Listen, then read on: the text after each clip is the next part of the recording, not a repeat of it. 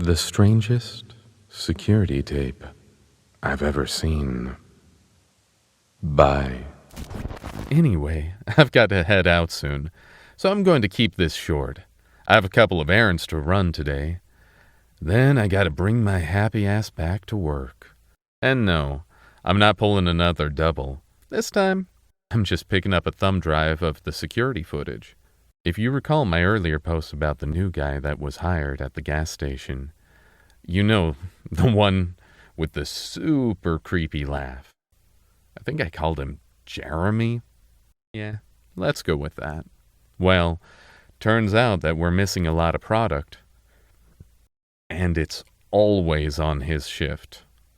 Always. So my boss wants me to go over the security footage to catch him. I already had plans for tonight, but he did offer to pay me under the table. And it would be nice to have some extra cash for the vacation I've been planning on taking. Besides, this should be pretty simple. Watch the footage. Catch the creep. Get paid. I was already regretting doing this when I got home. I just got to keep reminding myself that I like money. Money is your friend. And damn it, you need more friends. By more friends, I mean money. PC video loaded.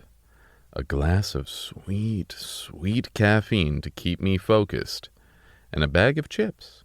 You know, electrolytes are important. Okay, let's go. I hit play, ready for all the excitement. Yep, that's a gas station. I scrolled through till it was 1600 when Jeremy started his shift. Okay, the motor oil shelf is fully stocked up. I've seen several employees fired for theft, but never for stealing motor oil. Gods, I don't even know what someone would do with probably close to, 800 liters of it by now. Well, that's above my pay grade. Just catch him. And let someone else deal with that. By 1603, Jeremy had counted his drawer down in time to take his first customer. I recognized Miss Templeton's curly gray hair as she picked up her Salem Slim cigarettes and a newspaper, taking a moment to dig around in her purse for exact change before giving up and paying with a 20. My mind was already feeling numb, as next we had local biker. I think his name's Ron. He drives a motorcycle, usually coming in a couple times a week. He put $30 on the pump, grabbed a bag of beef jerky, and paid with plastic. Then off he went. Next was some guy with a cowboy hat. Definitely not one of my regulars. He put $40 on diesel, paying with a $100 bill. As Jeremy got his change, the cowboy gave his nose a nice scratching, thinking no one was watching. Took the change, tipped his hat, and moseyed on out of there. I sat back and took a long drink of liquid energy. Oh, gods, the only thing more boring than doing this damn job is watching someone else do it. Okay, just think of the money. And power through. The show must go on, as they say. My brain was drifting more and more into a numb fog as I watched customer after customer come in, pay, and walk out. I almost missed it when the curly gray hair of Miss Templeton came bouncing in again. The timestamp was 1703. I wonder what she forgot this time. She bought another pack of Salem Slim, along with the day's newspaper, pausing to dig through her purse before paying with a 20. Well, either she misplaced her first purchase, or I'm having the worst case of deja vu ever. I felt a strange sense of unreality as Ron came in. I paused the video, switching to see the outdoor camera. Maybe he's getting gas for another vehicle. Nope. That looks like the same bike as last time. Switching back to the main video, I hit play and watched him grab a pack of the same beef jerky and put $30 on the pump, charging it all to his credit card. Okay, no big deal. This probably was just a weird coincidence. Miss Templeton is forgetful, and Ron probably owns more than one Harley. See? The world still makes sense. Then a guy in a cowboy hat came in. I felt a cold chill run down my spine. Don't get Diesel. Don't get Diesel. It felt like I was teetering on the edge of a cliff. As long as he doesn't get Diesel, my world could still make sense. But all my pleas fell on deaf ears. I felt myself going over that hedge, watching him pull out a $100 bill, putting $40 on Diesel. Every move he made felt identical to his first visit, right down to the way he scratched his nose before he walked out. Maybe this guy is rich, owns a lot of trucks, and happens to have the itchiest nose ever. See, it makes sense. It makes perfect sense. Some might say maybe too much damn sense. I kept watching, feeling it chipping away at my sanity, as each customer was a perfect repeat of the first hour. Every single one! When the timestamp hit 1803, I saw something that damn near broke me. A mop of curly gray hair came in. Miss Templeton was back. I can't imagine what she could possibly be here for. Oh, another pack of smokes and the almighty paper of news. That's right, Jeremy. Take that 20. She doesn't have the exact change. I felt my grip on reality pulled so tightly it could snap at any moment. Okay, just breathe. There has to be an explanation for this. It finally occurred to me that the J-Man probably knew we were onto him. That's it. He somehow tampered with the footage and just looped his first hour to hide his theft. Pulling myself together, I refocused on the video. Every customer, all the same as the first hour. Everything exactly the same. This thought was comforting for me. Yet, something was nagging at the back of my brain. Then it hit me. Everything wasn't the same. Jeremy never looped. He swept, mopped, restocked, and did all his duties exactly when he normally would. I could also see the sunlight through the window, fading as the video played on. The only thing that's looping are the damn customers.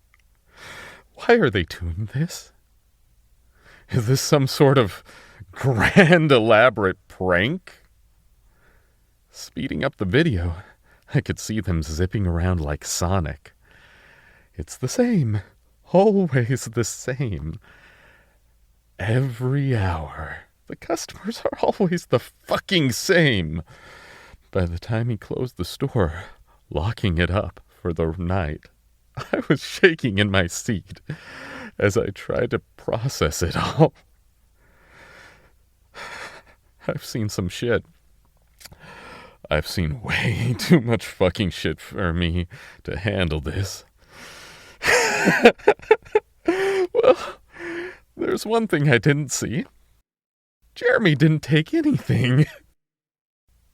I feel so numb that I just sat there as the time clicked up on an empty store where it clearly shows the motor oil shelf still stocked up. When the time was about to switch to a new day, I finally pulled myself together enough that I thought to reach up to stop the video. I scrolled my mouse over the stop button.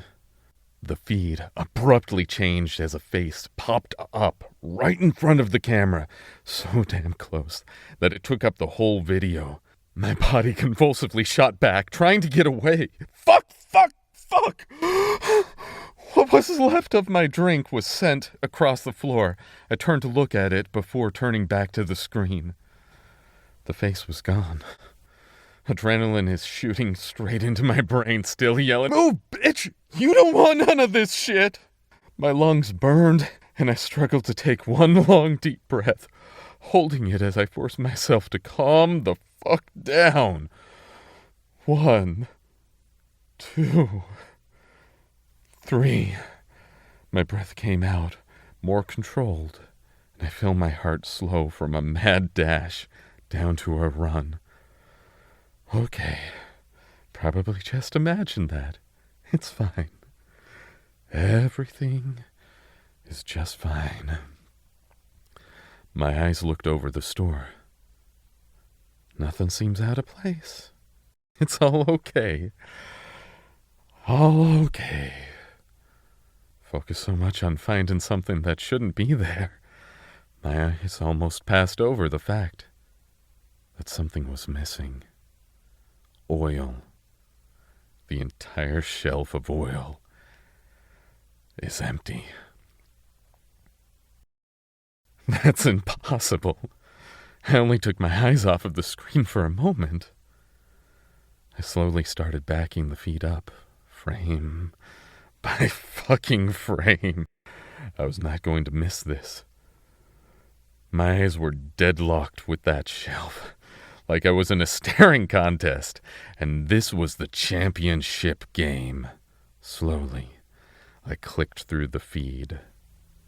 Frame by frame. Click. Click. Boom! The face was back, taking up my whole screen. One frame, nothing. Next frame, face, right in my face. It's Jeremy. His lips are peeled into the wildest smile I've ever seen, and his eyes are locked right at me. He thinks it's funny that I'm watching him. Maybe this is his way of telling me it's my turn to be the one who's watched. My hand clicked the back frame, and he was gone. Okay. It's okay. It's okay. It is okay. Just a video. He isn't really watching me. There has to be a logical explanation for this. He must have snuck back in, getting a chair beneath the camera, and waited to hop up and scare me. It's a prank, right? It has to be. Just a prank. I changed the camera feed to the one that shows behind the counter instead of the store shelves. Clicking through till the time where Jeremy's face popped up. I'll be able to see him climb up on the chair from this angle. The time stamp moved to 0003. There's no chair. There's no Jeremy. Lying in bed, I can't rest my head. What I watched keeps me awake, replaying it all in my mind over and over and over. I need help. I need to talk to somebody. I need somebody to make sense of this for me. I picked up my phone and started another post. Hey guys, I'm back with another update. By the time I finished writing, it was almost time to go into work. My boss seemed eager to see me. Hey, good morning. He leans in close, speaks in a low, conspiratorial tone. So, Did you find anything suspicious last night? I simply nodded, handing over the thumb drive with a note of timestamps for him to watch. He patted my shoulder. We might get some bad eggs from time to time, but you're a good one. I numbly stood there, ringing up the occasional customer as he went to the back room to watch the video. Every time I close my eyes, I see it. Jeremy's twisted, smiling face, looking back at me. It feels like he's watching me. The customers blur together as my body goes on autopilot, ringing them up. Hours pass, and it's getting closer to the end of my shift. So closer to when Jeremy is supposed to show up for work. My boss is still in the back room. The office door cracked as I pushed it open. He looked up at me from his computer chair. He didn't have to say a word. I could see it in his eyes. This was a man whose world was falling apart. It's 14:30. He swallowed before replying. Jeremy. Yeah.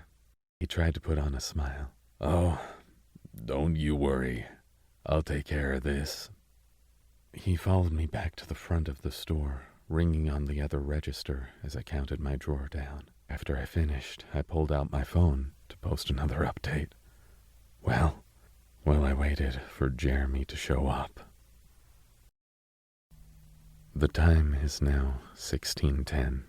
Jeremy has never been late for his shift before.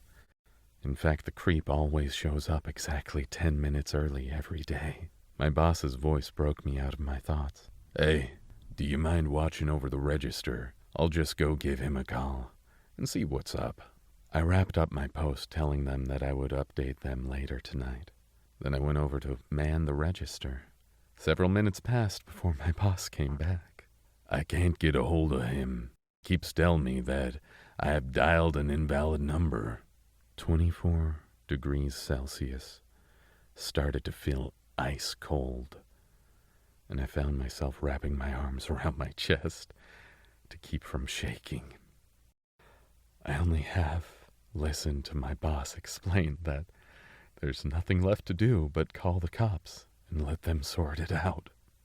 Not knowing what else to do, I stepped outside to get some air. Leaning against the side of the building, I took a long, deep breath and pulled my phone out to post another update. Then the sun blacked out. I stood in a bubble of light from the overhead lights and just looked up at the now blackened sky, trying to make sense of what the fuck just happened. I went to look at my phone, but the battery was dead. Inside the store, my manager stood, frozen in place. Arm reached out to grab a pack of cigarettes for a customer, who also stood unmoving on the other side of the counter. The big clock on the wall was stopped at 21:33. Desperately, my eyes looked around for something that could make sense of what the hell was happening. Yet the more I noticed, the less sense it all made. There was a line of scattered cars parked in the middle of the road, every one of them with their headlights on. I moved up to get a better look, feeling that fuzzy, surreal feeling as my brain struggled to make sense of just what I was seeing. I started to make out that every car had a person in the driver's seat, hands on the wheel, staring ahead, still as wax statues. Nope. This is not happening. I backed up to my car. My hands were shaking badly enough that I couldn't get the keys into the ignition. Taking a deep breath, I counted in my mind.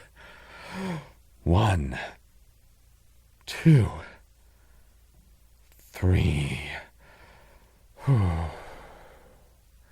exhaled all the shakes away and was able to get the keys into the ignition, starting the car up. The low rumbling of the car helped me realize just how silent everything was around me. I fumbled with the radio, needing more sound to fight the silence. Eventually, I heard a voice speaking through the radio. This is DJ Batos.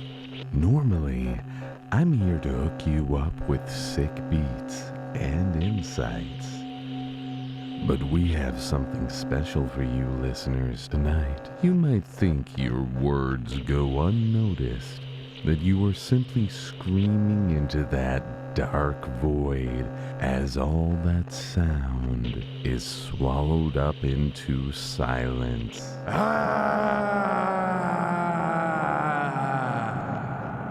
I quickly turned the radio off, feeling like maybe silence is better than whatever the hell that was.